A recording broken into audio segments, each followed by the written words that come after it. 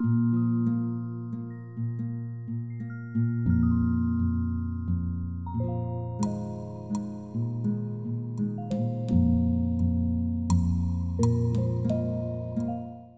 the world game, it comes from a long tradition in Auroville, since the beginning of Auroville.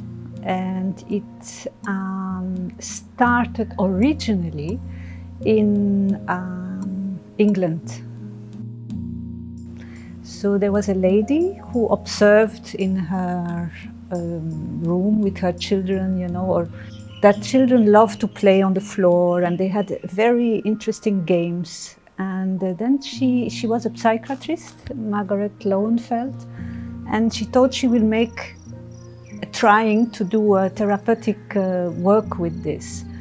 And so she brought it into a box with sand. That was her discovery, in fact, to bring that in a contained box.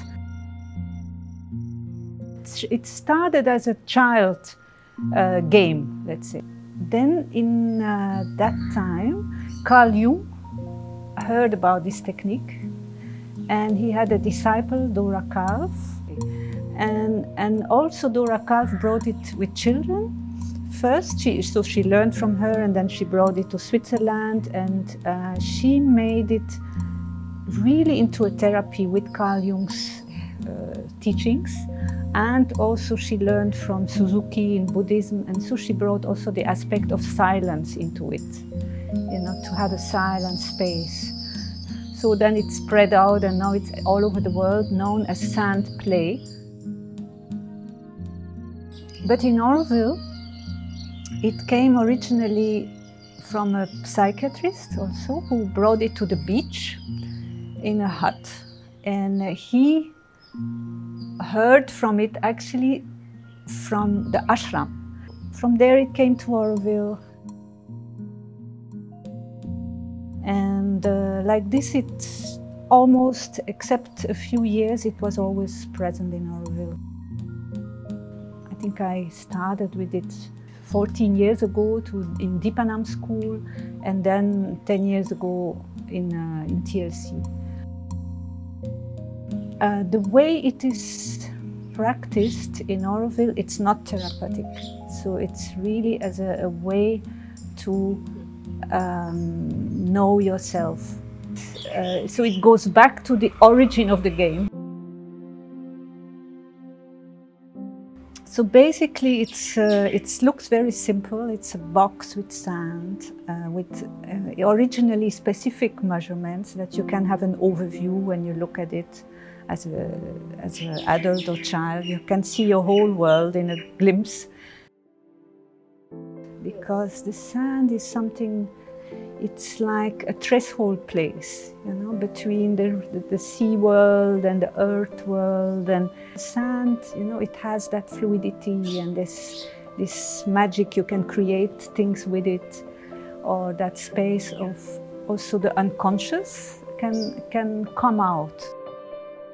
The world game is basically non-verbal expression. Through the sand, through the atmosphere, you can either work out deeper things, emotions or ideas that come up, and play them out and see them. And as such, it has like a healing effect without knowing. You create a world which somewhere, you know about that world. And especially children, you know, they have dreams when they are small, and when they are not, they are untouched, they are not yet spoiled, let's say. They can remember dreams which, you know, speak about beautiful things, and maybe what seems impossible things, and luminous things. It's very important to nourish the dreams of the children and to believe in them, to nourish this, what seems impossible and what the rational mind has so much condemned, actually, or reduced us. So here it's about coming back to the space for the heart without passing too much through the mind. So it's very easy to reconnect with this magical, invisible realm, which is real.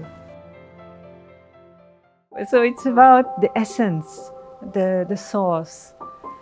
We are so much going into, you know, this mechanics, and education is now so much mechanized. So to bring back, a little bit of space, creativity.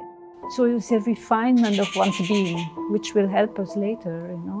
And now it's so difficult because we are submerged with all these virtual realities and also dramas of the world and mechanical views. So to have these little islands of spaces where children can still be individualized, be themselves, and trust that something is always going on and will guide them, you know. That's the essence. To be aware that it's about elevating and not going down. And the vital is there, and the vital, it's about refining the vital and accepting it and not pushing it back, but refining it, you know, bringing it towards a beauty and towards more love and towards more harmony.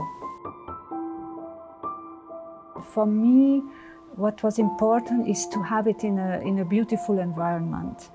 Beauty is important, and it's more than beauty aesthetic. It's more than aesthetic. It's more like creating a soul space, I call it, almost like a place where things are connected. You are connected, and things are connected in between. You create this connection. It's like ropes to God. To God, I like this expression. It can be very simple, or it can be more elaborated. It's not about, you know, expensive things, or it's creating an atmosphere which is vibrant. And Auroville is a place which aspires for human unity. So in Auroville, it's important to connect to the place with the aspiration for something more beautiful, more higher, more true.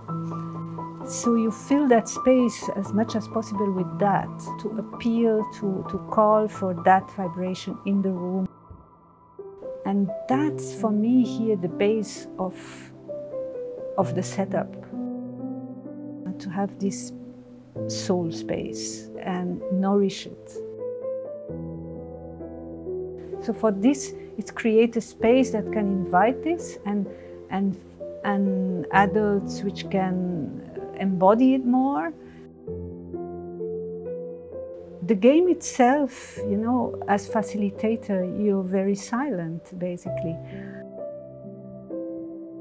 You are open and keep also, again, the presence, certain, like a witness or somebody who holds the space and creates a safe space and a vibrant space. What I love very much is that there is also not too much verbal happening, because that suits me also. I mean, I like to converse, but I also like to invite this silent space. I put music often, I haven't mentioned it. So creating atmospheres is something I love to do.